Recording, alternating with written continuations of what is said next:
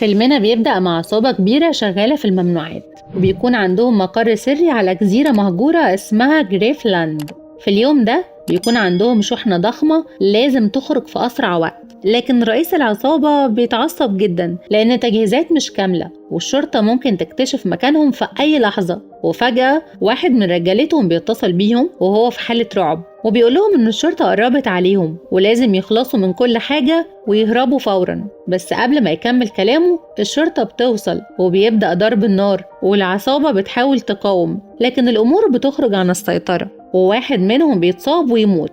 دمه بينزل على الأرض ويمشي لحد ما يوصل للبحيرة اللي جنبهم، وكأنها بداية لشيء مرعب. في نفس الوقت في الجامعة بنت اسمها بايل بتكون في محاضرة في كلية العلوم، والدكتورة بتتكلم عن الحيوانات المفترسة، بتشرح لهم إن التماسيح أخطر الكائنات البرمائية وإنها أقوى من كل الزواحف والحيوانات المفترسة التانية. لكن كايل بتكون مشغولة بتليفونها، فالدكتورة بتحب تحرجها وبتسألها سؤال صعب عن دور الحيوانات المفترسة في الطبيعة. كايل بتجاوب بسهولة وده بيخلي الدكتورة تستغرب. وبعد المحاضرة بتقابل صاحبتها أنس اللي بقالها فترة طويلة ما شافتهاش، وبتاخدها توريها شوية حاجات عن حياتها الجديدة. بتحكي لها إنها زهقت من مشاكلها مع والدتها اللي بقت بخيلة عليها ومش بتديها فلوس، وإنها اضطرت تبيع عربيتها عشان تصرف على نفسها. كايل بتتعاطف معاها لكن أنس بتقول لها إنها ما كانتش عايزة تخليها تشوفها في الوضع ده. بالليل بيقرروا هما وأصحابهم يروحوا يقعدوا في فندق بعيد عن المدينة،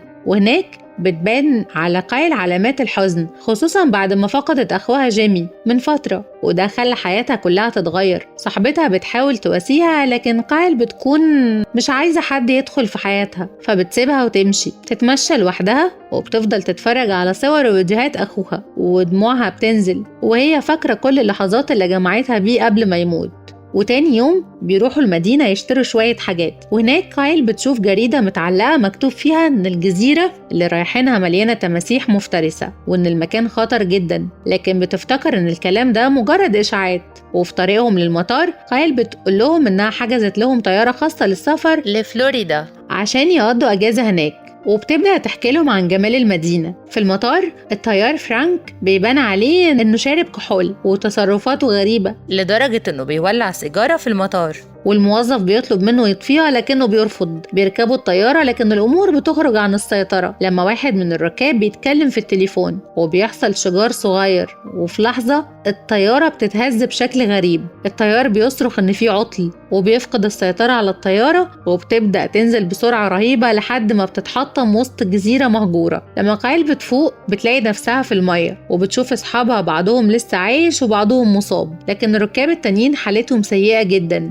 وفي ناس ماتوا في الحادث. بتدور حواليها بتلاقي الطيار فرانك والمساعد بتاعه بيحاولوا يلاقوا حل، لكن الكارثة الكبيرة ان المكان اللي هم فيه مفهوش شبكة ومحدش هيقدر يوصلهم بسهولة. بتروح كايل تسأل فرانك لو ممكن فريق الإنقاذ يجي ينقذهم، لكنه بيقول لها ان ده مستحيل لان الرحلات بتاعته غير شرعية ومفيش اي تصريح لسفرهم، وده معناه ان محدش هيعرف انهم كانوا على الطيارة دي اصلا. يعني باختصار هم محبوسين في الجزيرة لوحدهم. مع مرور الوقت بيبدأوا يحسوا بالخطر الحقيقي. الجزيرة مش بس مهجورة لكنها مليانة بتماسيح ضخمة وجعانة، وبيكتشفوا انهم محبوسين في مكان الموت ولازم يلاقوا طريقة للنجاة قبل فوات الأوان. في وسط حالة الرعب اللي كانوا عايشينها الطيار فرانك لمح حاجات متبعترة على الأرض، أكل، موبايلات، حاجات بتدل إن كان في ناس هنا قبلهم. وفجأة سمع صوت جايله من نص البحيرة، بص ناحيته لقى راجل تعبان مش قادر يتحرك بيستغيث بيهم ينقذوه. فرانك ومعاه أسامة وكايل جريوا عليه عشان يخرجوه من المية، لكن قبل ما يوصلوا سمعوا حركة غريبة في المية، وفجأة تمساح ضخم هجم وخطف الراجل. الرعب سيطر عليهم ونزلوا المية بسرعة قبل ما التمساح يلحقهم. العجوز اللي كان حذرهم قبل كده من التماسيح قرب منهم، وكايل قالت للركاب إنها طالبة علوم وفاهمة كويس إن التماسيح مش بتهاجم البشر كده من غير سبب، لكن ده كان أول مرة تشوف فيها تماسيح بتفترس حد بالشراسة دي. نصحتهم يبعدوا تماما عن البحيرة عشان ما يبقوش الضحية الجاية. الركاب اضطروا يدخلوا الغابة، مكان مظلم ومخيف ومفيش أي أثر لحياة بشرية هناك. ومع دخول الليل زاد الخوف بينهم وبدأوا يحسوا إنهم محبوسين وسط كابوس. كايل حاولت تهديهم وقالت لهم لازم يتعاونوا ويخططوا للخروج من الجزيرة، لكن مليكة استهزأت بكلامها شايفة إنها مش قد المسؤولية. ووسط التوتر ده قرروا يولعوا نار عشان يحسوا بشوية أمان ويرتاحوا شوية. الكل بدأ يحاول ينام حوالين النار، لكن روفيس كان خايف جدا وقام عشان يدور على مكان يقضي حاجته، لكنه فجأة اختفى. ولما صحوا الصبح لقوا آثار دم على الأرض والكل كان مصدوم. إزاي التمساح قتله وما أكلهوش؟ فرانك لمح كوخ مش بعيد واقترح يروحوله يمكن يلاقوا حد يساعدهم. وفي طريقهم حكى لهم قصص سمعها عن التماسيح اللي في الجزيرة دي، وإنهم مش زي أي تماسيح عادية، دول اللي بيهاجموا البشر بطريقة غريبة كأنهم وحوش متوحشة. وده مش طبيعي لأن التماسيح ما بتهاجمش البشر إلا لو كانت جعانة أو مهددة. فجأة كايل وقفت وقالت لهم إنها سامعة صوت غريب، وبخبرتها فهمت إنهم قريبين من أعشاش بيض التماسيح. ده معناه إنهم في خطر حقيقي لأن التماسيح هتدافع عن بيضها بأي تمن، واقترحت عليهم إنهم يقفوا جنب بعض عشان يبانوا أكبر حجما، يمكن التماسيح تخاف منهم. وفعلا التماسيح بدأت تظهر من كل ناحية. الركاب جريوا بأقصى سرعة لحد ما وصلوا للكوخ ودخلوا بسرعة، لكن واحدة منهم زينة ما لحقتش تدخل قبل ما تمساح يعضها من رجليها ويشدها لبره. جوزها مسكها وحاول يسحبها لجوه بصعوبة. قدروا يقفلوا الباب قبل ما التماسيح تقتحم المكان. كايل بدأت تفكر ايه اللي مخلي التماسيح دي شرسة بالشكل ده، ليه مصممين يهاجموهم كأنهم فرائس. اقترحت انهم يفضلوا في الكوخ لحد الصبح ويعملوا نظام حراسة كل ساعتين واحد يراقب والباقي ينام. تاني يوم سامي اكتشف خريطة في الكوخ عليها علامة لمبنى موجود في الجزيرة لكن بعيد جدا.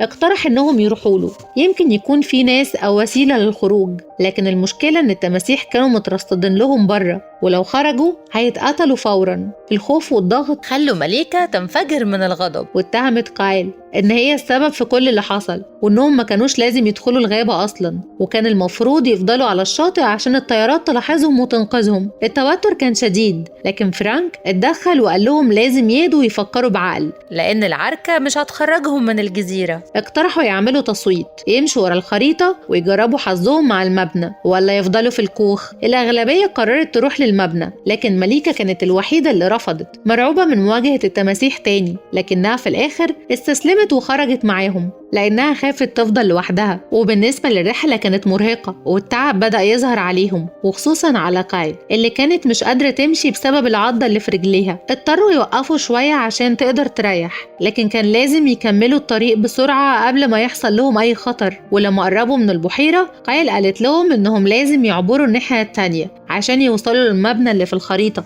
المشكلة إن البحيرة مليانة تماسيح ولو نزلوا فيها هتبقى نهايتهم. كايل طمنتهم إن التماسيح غالبا مستخبية في القاع دلوقتي بسبب المطر اللي كان نازل من شوية، لكن ده مش معناه إنهم في أمان. قرروا يعملوا مركب صغير من الخشب عشان يعدوا بيه البحيرة. وهم شغالين كايل لمح التمساح ضخم مستخبي بين الأشجار وكان واضح إنه مستعد للهجوم. بسرعة مسكت قطعة خشب وضربته على دماغه قبل ما حد من أصحابها ياخد باله، وبعدها رجعت لهم وكأن مفيش حاجة حصلت. ولما طلعوا بالمركب في البحيرة افتكرت كايل إنها نسيت شنطتها على الشاطئ وكانت عاوزة ترجع تجيبها، لكن سام قرر يروح هو بدلها. وفجأة ظهر تمساح ضخم واتحرك ناحية المركب بسرعة رهيبة. كايل كان قدامها اختيار واحد بس عشان تنقذ أصحابها، فقررت تضحي بنفسها ونطت في المية عشان تشد انتباه التمساح. التمساح هاجم عليها وده ادى فرصة للباقيين انهم يهربوا، بس كلهم كانوا مرعوبين وزعلانين على موتها. بعد رحلة صعبة وصلوا أخيرا للمبنى اللي فيه الخريطة،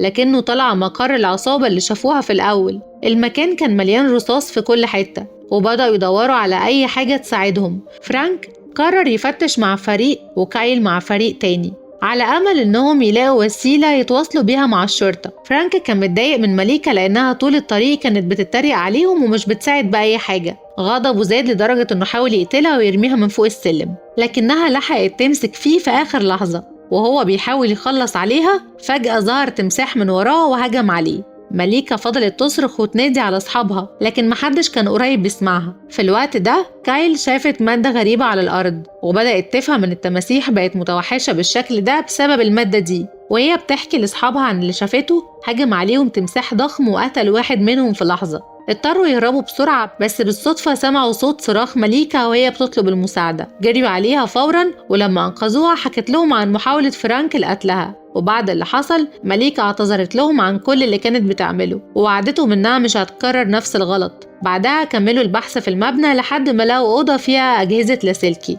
بس المشكلة إن قدامها كان فيه تماسيح نايمة. حاولوا يتحركوا بهدوء عشان يعدوا، لكن واحد من التماسيح صحى فجأة وبسرعة جريوا ناحية الأوضة، وكايل قفلت الباب بسرعة واتصلت بالشرطة عشان ينقذوهم. في اللحظة دي شافت مسدس جنبها، مسكته بسرعة وخرجت مع أصحابها من الأوضة، لكن فجأة ظهر قدامهم تمساح ضخم مستعد يهجم عليهم. كايل فكرت بسرعة ورمت قدامه قطعة ضخمة من اللحم كانت شافتها في الجزيرة، لكن التمساح ما اهتمش بيها وهجم عليها. مسك ايدها بعضة قوية، لكن قبل ما يقضي عليها شافت برميل فيه مادة كيميائية، دفعته ناحيته وبعدها ولعت فيه. خرجوا من المبنى بسرعة، وفي اللحظة دي بالظبط وصلت طيارة إنقاذ تبع الشرطة، جريوا عليها وأخيراً قدروا يهربوا من الجزيرة اللي كانت شبه الجحيم. بعد فترة كايل كانت واقفة وبتفكر في كل اللي حصل.